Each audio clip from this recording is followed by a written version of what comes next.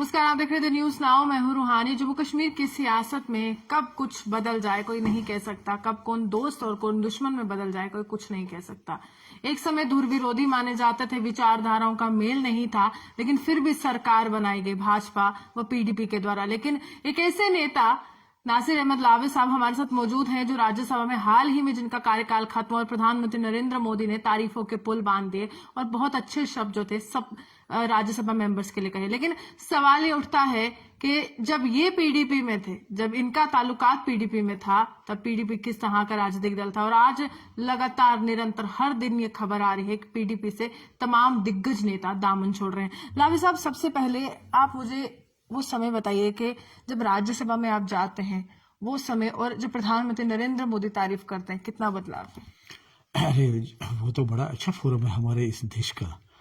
ये वही लोग जानते हैं जो कॉन्शियस होंगे और उस पार्लियामेंट ऑफ इंडिया में जाएंगे तो उनको पता चलता है कि हमारी जो मुल्क है इसमें कितनी खूबी है, कितने अच्छे लोग हैं और ये संविधान जो हमारे मुल्क का है कितना अच्छा है।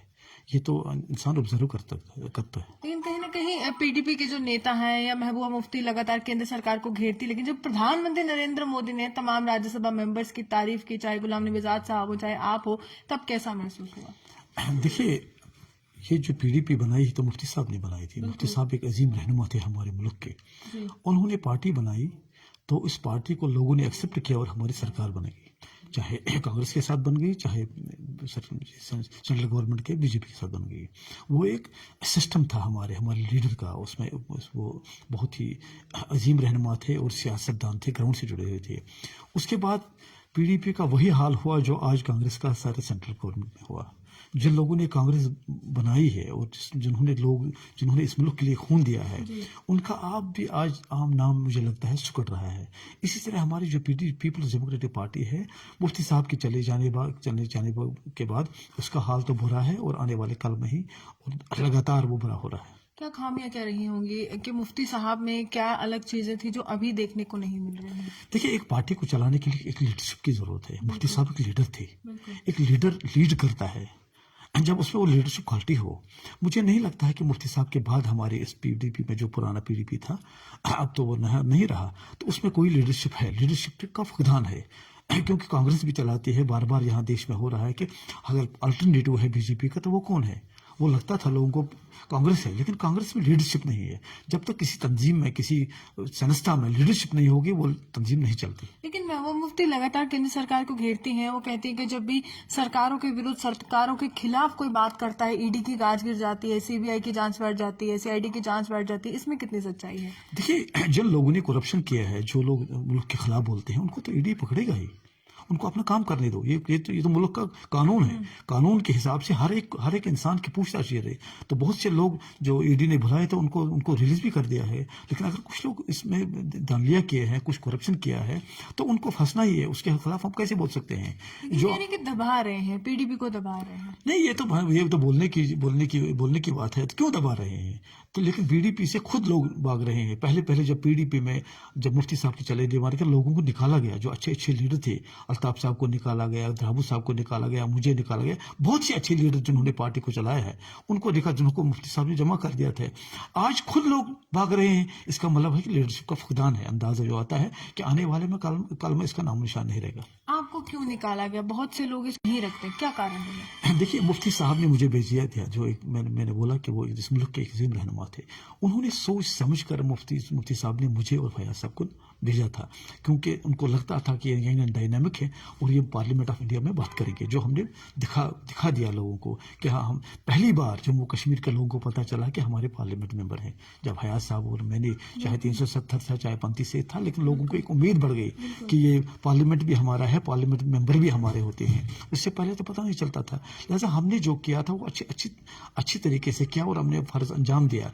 लेकिन मुझे पता नहीं है कि जो उसके बाद मुफ्ती साहब के बाद जो लीडरशिप हो गई हमारी पीडीपी की, तो उसमें पता नहीं क्या कारण बताए गए थे आपको कि क्यों आपको पार्टी से निकाला गया? नहीं, मुझे कारण कहीं भी नहीं बताया और मुझे पता भी चला कि क्यों, किस मामले में निकाला गया। मैंने बार बार पीडीपी पर भी बात की कि मुझे क्यों निकाला गया, क्योंकि शायद मैं लगता हूं कि शायद ये मुल्क का अहम तरीन इंसान है, इसको मुल्क में बड़ी इज्जत है। डेमोक्रेसी की जो बात करेगा उसको निकाला गया। मुझे लगता है ऐसा है कि जो मुल्क के साथ चलेगा, क्या? नहीं, डेमोक्रेसी की बात नहीं करता हूँ। डेमोक्रेसी जम्मू कश्मीर में भी, जम्मू कश्मीर डेमोक्रेसी हमारे जो सारे देश में है।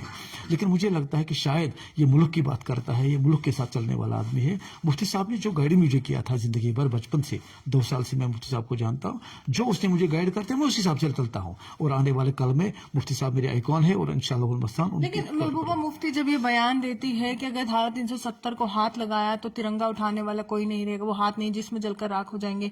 आप दिल्ली में होंगे उस समय, तो किस तरह से जवाबदेही अपने तमाम नेताओं को दे थे जो दिल्ली में अलग अलग राजनीतिक दल के थे, चाहे भाजपा के थे, कांग्रेस के थे? जवाबदेही तो आपसे भी बनती है उस समय कि आपकी पार्टी की जो सदर है वहां पर सवाल उठा रही है तिरंगे पर और यहाँ पर आपको जवाब देना। देखिए, आप हैरानी की बात सुनेंगे कि जब से मैं बचपन में पैदा हुआ तो मैंने पहले ही तिरंगा हाथ में लिया है। मेरे खानदान की हिस्ट्री है, मैं कांग्रेस फैमिली से रहता हूँ और जब मुझे होश आया तो मैंने तिरंगा अपने हाथ में लिया है। अगर कुछ लोगों को इसकी प्रॉब्लम होगी तो वो तो खुद जवाब दे सकते हैं, उसके उस मामले में मैं क्या सकता हूँ। लेकिन तिरंगा हमारे देश का झंडा है, उसको उठाना हमारा फर्ज है। लेकिन बुरा लगता है कि एक धारा 370 को बचाते बचाते तिरंगे का अपमान कर दी। नहीं, देखिए, जिन लोगों ने इसका अपमान कर दिया उनसे आप कह सकते हैं, लेकिन हमने तो कुछ नहीं किया। लेकिन आप उस पार्टी से ताल्लुक रखते थे, कहीं ना कहीं अगर वहां पर भाजपा के तमाम केंद्रीय मंत्री होंगे वो आपसे भी सवाल करते होंगे ये कैसा बयान दे रही है महबूबा मुफ्ती, तो कुछ जवाब तो आपने भी दिए होंगे उस समय कि मेरी पार्टी की सदर इस तरह से बयान दे रही है, दिल्ली में बैठकर मुझे जवाब देने पड़ रहे हैं। नहीं, जो मैंने बयान सुना, जो महबूब जी ने दिया, उसने बोला कि नहीं, तिरंगा के साथ साथ हम जम्मू कश्मीर का झंडा भी उठाना चाहते हैं। जो मैंने बयान सुना है पेपर पर, मैं इसके विरोध में नहीं बोल सकता हूँ कि मेरे साथ वो बात नहीं हुई। तो जब से मुर्मू साहब ने हलफ लिया था उसके बाद मेरा कांटेक्ट उसके साथ कभी नहीं हुआ, क्योंकि मुर्मू साहब के फंक्शन में मुझे जाना था, मुझे इन्विटेशन थी। मैं वहाँ गया तो पीछे से मुझे 4 बजे ही, मुझे पता नहीं किसने निकाला था। महबूब जी तो जेल में थी। मुझे जो प्रोग्राम दिया है मुफ्ती साहब ने, उसको मैं जिंदगी भर आगे ले जाऊंगा और जो उसने मुझे सिखाया है उस एजेंडा पर मैं चलूंगा। पीडीपी के लिए हाल ही में सुरिंदर चौधरी ने कुछ आरोप लगाया। उन्होंने कहा है कि ये एक ड्राइंग रूम पॉलिटिशियंस के द्वारा चलाई जा रही है और कुछ लैंड माफिया जो है ऑपरेट करे। इसमें कितनी सच्चाई है? देखिए, जम्मू कश्मीर में ये लोगों ने बड़े दिल से पार्टी बनाई थी, लेकिन इस पार्टी में फिर उन लोगों को निकाला गया जिनके वालिदैन भी इस पार्टी में रहे, मुफ्ती साहब के रहे हैं। तो ये एक बदकिस्मती है कि मुफ्ती साहब के चले जाने के बाद इन्होंने अच्छे इंसानों को निकाल दिया और आज उसका नतीजा है आप खुद लोग निकल रहे हैं, क्योंकि उनको पता शायद ये लगता है कि इस पार्टी में रहना ही फजूल है, जैसा वो निकल रहे हैं। वो तो उनसे आप बात कर सकते हैं। लेकिन आपको क्या लगता है आगे पीडीपी का भविष्य क्या लगता है कि पीडीपी बचने वाली जमात है या कहीं ना कहीं अब लोगों को कुछ और राजनीतिक दल को दामन थामना पड़ेगा, विकल्प ढूंढने पड़ेंगे? देखिए, जम्मू कश्मीर में फुकदान है अभी सियासत, जो अपोजिशन है, जैसे नेशनल कॉन्फ्रेंस है, कांग्रेस है। हमने जिंदगी भर नेशनल कॉन्फ्रेंस का विरोध किया है थ्रू आउट लाइफ इस कांग्रेस, लेकिन फिर मुफ्ती साहब ने पीडीपी बनाई थी। अब लोगों के सामने अभी कोई उतनी उम्मीद नहीं है कि आने वाले कल में कोई मतलब पार्टी बनेगी। अगर कोई पार्टी स्टैंड लेगी, पूरा स्टैंड लेगी नेशनल कॉन्फ्रेंस के खिलाफ, कांग्रेस के खिलाफ, मुझे लगता है फिर वो अल्टरनेटिव बनेगा जैसे पीडीपी था। लेकिन आप कहाँ जाने वाले? मैं जाऊंगा किसी पार्टी में, मुझे जाना है अनकरीब। मैं ये झूठ नहीं बोलता हूँ कि मैंने, क्योंकि पार्टी से मेरी शनाख्त है। एक वर्कर होता है, उसको किसी पार्टी में जाना है। यहाँ बहुत सी पार्टियां हैं, बीजेपी है, कांग्रेस है, पीडीपी है, बहुत सी पार्टियां हैं, लेकिन मैं लोगों के बीच में जाऊंगा जब लोग मुझे जिन वर्करों को मेरे साथ काम करना है। कोई ऐसा राजनीतिक दल है जिसकी विचारधारा आपको प्रभावित करती है, कोई ऐसा उनकी सोच आपको अट्रैक्ट करती है कि I should choose this political party right now? देखिए, मैं बचपन से तो मैंने 30 साल तो कांग्रेस का झंडा लिया है, फिर कांग्रेस को छोड़ के हमने पीडीपी बनाई है।